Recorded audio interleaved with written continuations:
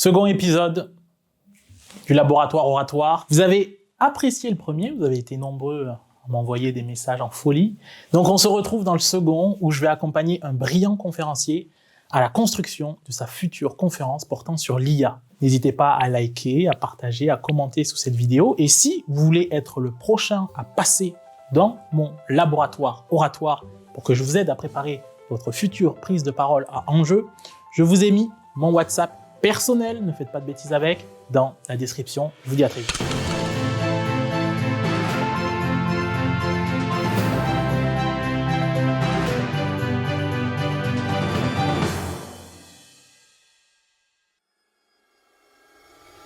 Donc moi je suis Dimitri Danilov, photographe, artiste. Ok, donc pourquoi on est ensemble? Qu'est-ce qui se passe la semaine prochaine? Eh bien la semaine prochaine j'ai une grosse conférence, c'est la deuxième fois que je la fais. J'ai fait l'année dernière, c'est pour le printemps des technologies. Et je suis invité justement pour parler d'intelligence artificielle et de création. On a déjà beaucoup travaillé avec Dimitri en amont, cette séance. La structure, justement, les idées, comment installer justement son idée, son cadre interprétatif, toutes ces choses. Aujourd'hui, on essaye de peaufiner, on essaye vraiment de stabiliser et de conclure. Et ensuite, on va essayer aussi de mettre en lumière comment on va pouvoir mettre l'aspect oratoire en jeu et en avant. Tu te souviens que ce qu'on avait dit, une des choses les plus importantes, c'est le basculement de croyance. En changeant justement la perception des gens, toi, tu es le conférencier, tu dois arriver et tu dois faire en sorte de dire dès les premières secondes tout ce que vous pensez. C'est n'importe quoi, voici la réalité. Il faut voir quels sont, toi, les éléments déjà que tu as et que tu veux absolument placer. Qu'est-ce que ça sert dans ta réflexion? Et une fois qu'on a ça, on affine vraiment la thèse principale et ensuite, on agence les éléments pour cette thèse. Donc là, c'est comprendre que l'IA a des biais. Au-delà du biais, Au-delà de ça, oui. parce que le biais est systémique. Si c'est pas des biais, comment tu l'appellerais ça? Pour que ça soit vulgairement, qu'on comprenne, en fait, quelle est, là, on essaye de poser les 20% de fond. La chose que toi tu dis, mais qu'un autre conférencier sur l'IA peut dire exactement la même chose. Là, c'est plus dire de manière générale que l'IA, interprète le monde suivant un point de vue voilà. qui n'est pas qui est orienté. Donc en fait, c'est ça le truc, c'est que tu prouves que l'IA n'est jamais neutre, en fait. Ça, c'est un point. Donc ça, c'est les 20%. Il nous faut les 80%. Qu'est-ce que ça implique? Quel est ton cadre interprétatif par rapport à ça? Dans toute thèse, il faut une base scientifique, c'est-à-dire que vous dites des choses qui sont vraies et qui sont fortes de votre expertise sur le sujet, mais ça ne suffit pas, sinon vous êtes juste un prof d'université. Si vous êtes un conférencier et que votre but c'est justement d'engager des gens dans votre réflexion, eh bien, il faut que cette réflexion soit plus que juste partager des manuels scolaires ou des choses qu'on pourrait lire sur Wikipédia. Il faut de l'interprétatif, il faut de la thèse. Si vous mettez du fond, de la thèse, mais que ensuite vous mettez vraiment de l'interprétatif, c'est-à-dire qu'est-ce que cette réalité nous dit du monde, là c'est unique, là c'est personnel, et là on vous retiendra. On passera de « je vais voir une conférence sur ce sujet » à « je vais voir ce conférencier ». Donc en fait l'idée là, c'est que, ok, l'IA n'est pas neutre. Moi je te conseille sincèrement, mais ça c'est normalement des cassages de croyances. Chaque bloc c'est des cassages de croyances, ça c'est un grand 1 en fait. L'IA n'est pas neutre. Même si on pense qu'on le sait, vous mettre bien dans la tête que lorsqu'il nous dit quelque chose, ce n'est pas neutre. C'est pas parce qu'il nous répond de façon factuelle que c'est neutre. Donc ça, c'est vraiment un cassage de croyance. Et tu l'illustres avec vraiment un seul exemple qui fait directement le lien avec ça. Parce que si ensuite, tu mets quelque chose qui est connexe, par exemple, à cet élément-là, qui est connexe, qui a un rapport, mais qui a moins de rapport avec ça, on est perdu. Et qu'il faut vraiment qu'on soit là en mode, ok, il nous a dit ça, il nous a illustré avec cet exemple. Il nous a dit ça, il nous a illustré avec cet exemple. Et pas, il nous a dit ça, il nous a illustré avec ça, et après il nous a parlé de ça, et j'ai perdu le plan principal. Le plan principal qui, dans son essence, doit répondre et nous mettre en tête cette notion de risque. Donc ça, ce serait l'IA n'est pas neutre. C'est ça. Et quels sont les deux autres? Ensuite, on a l'IA représente la réalité. Ok. Ah bah oui, une image générée par l'IA représente la réalité. Ok. Non, c'est pas vrai, elle ne représente pas la réalité. Elle représente une probabilité. Ok, elle est là. L'IA ne sera jamais ne sera jamais la réalité. La réalité.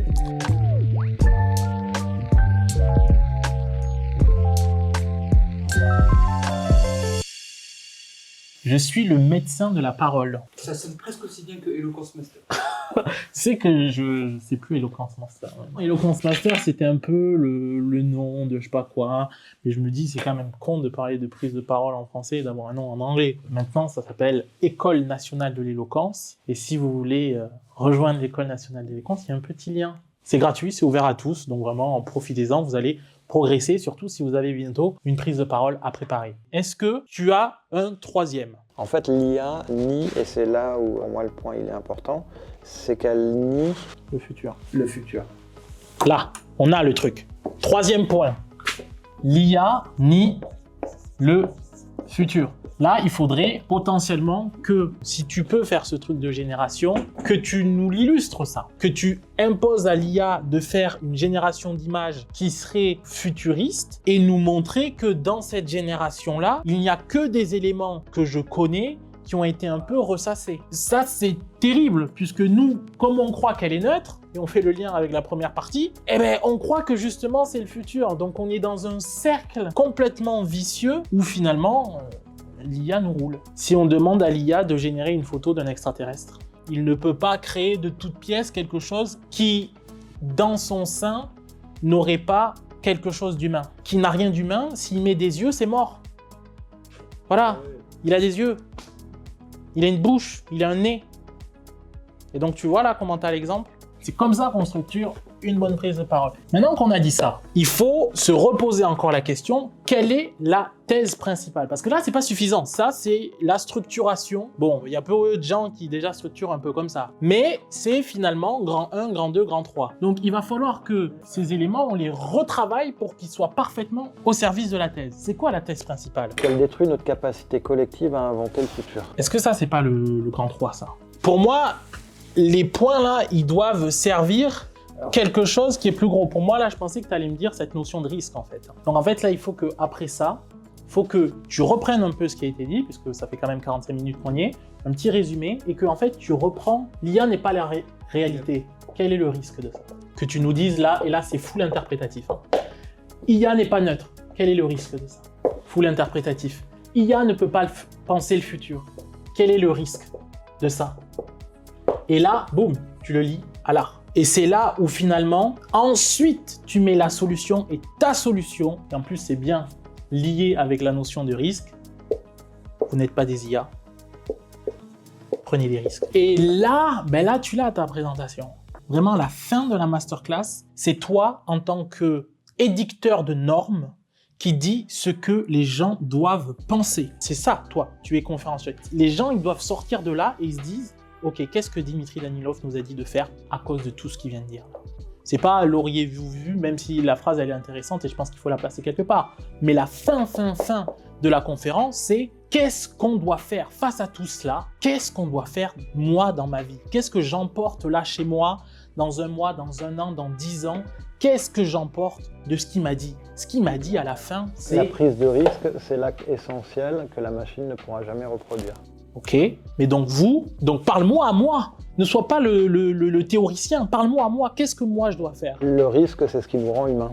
Ok, mais là c'est le moment où toi tu dois me dire des choses. Toi maintenant, tu m'as mis tellement d'interprétatifs dans la tête, tu dois me dire comment agir. J'attends que tu me donnes le chemin. Prendre des risques. Prends le risque. Et c'est là où justement tout l'interprétatif qu'on a mis, il se solde par une injonctive d'action.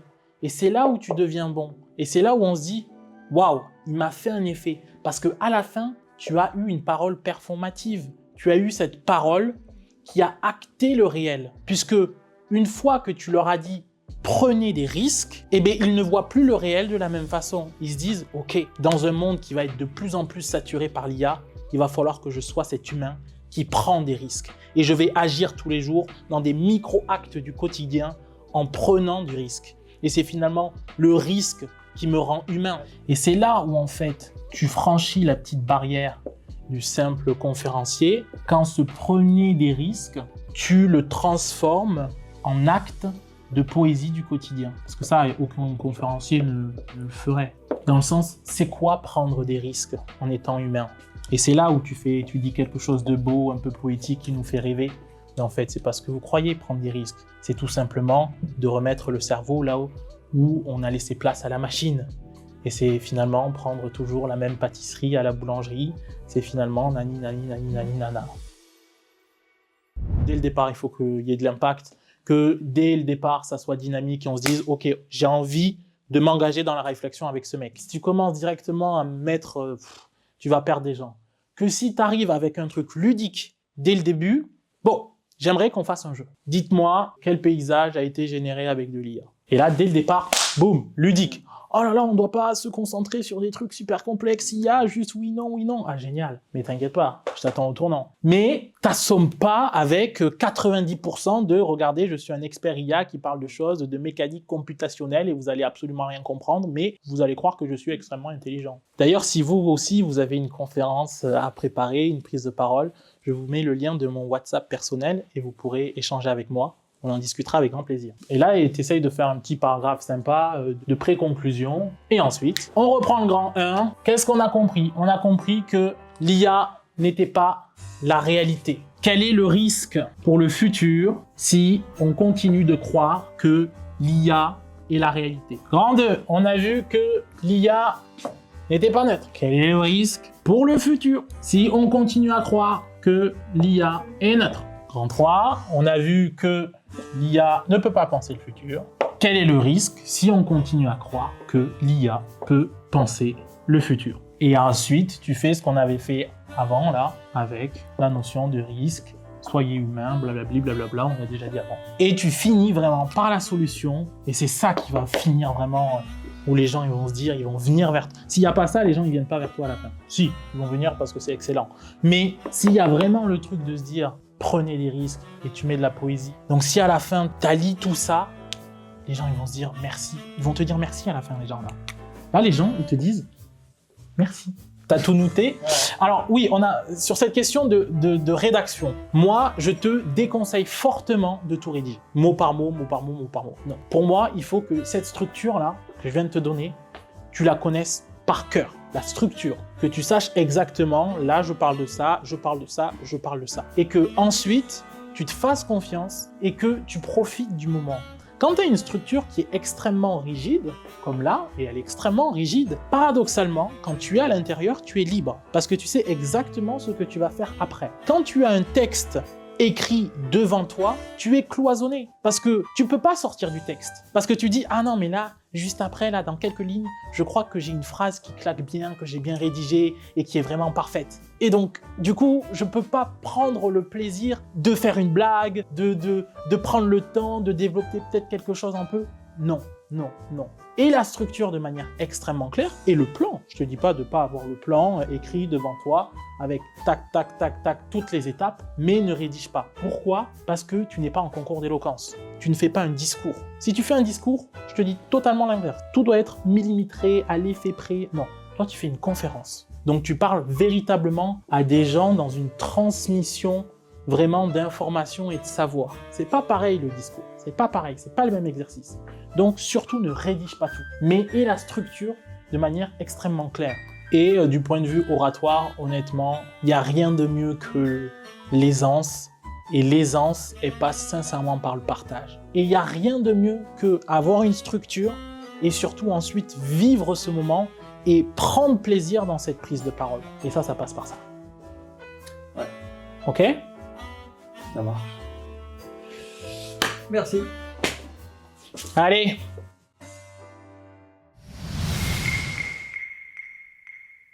Avant de rentrer dans le vif du sujet, moi j'ai 2-3 questions à te poser. Qu'est-ce qui t'avait donné envie de progresser justement sur cette question de l'art oratoire et de la conférence et la volonté de se dire ok, je vais me faire accompagner sur ce sujet? Parce que je prends souvent la parole et que souvent j'ai pas l'impression d'être entendu. Ok. Donc on s'est fait cet appel, on a commencé ensemble, on a fait pas mal de séances, on s'est rencontrés ensuite. Qu'est-ce que tu as pensé justement de ce présentiel? Super intéressante. Enfin, c'était un peu l'aboutissement de la préparation. Et que je te dis, en fait, même dans la structure, moi, c'est la première fois que les gens me disent qu'ils ont compris de quoi je parlais. Donc, Mais moi, ce que je retiens beaucoup, c'est tout simplement le début où, et je sens que tu l'as senti parce que je vois ton regard, tu prends plaisir dans ta prise de parole à jouer avec les gens, avec les images, avec cette interaction. Et c'est la première fois dans dans les vidéos et les enregistrements que je vois de toi où tu suscites une réaction émotionnelle par ton discours. Est-ce que tu t'es rendu compte de ça? Que au début, quand tu montres les images et que tu sors le non, elles sont toutes faites en IA, il y a une réaction dans la salle. Il y a un ah, il y a un oh, il y a un truc collectif. Et ça veut dire que ta parole a fait effet. Et pour moi, ça, c'est vraiment la première victoire. Tu as fait quelque chose que tu n'as pas fait avant. Tu as produit une réaction dans ton auditoire. Tu as eu des gens qui ont été étonnés. Il y a des gens qui ont participé. Et ça, c'est énorme.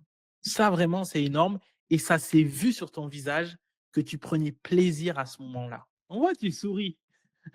Tu souris, tu regardes. Tu vois, là, tu es dans une attitude de conférencier où tu souris, tu regardes les gens. Tu es plus à l'aise.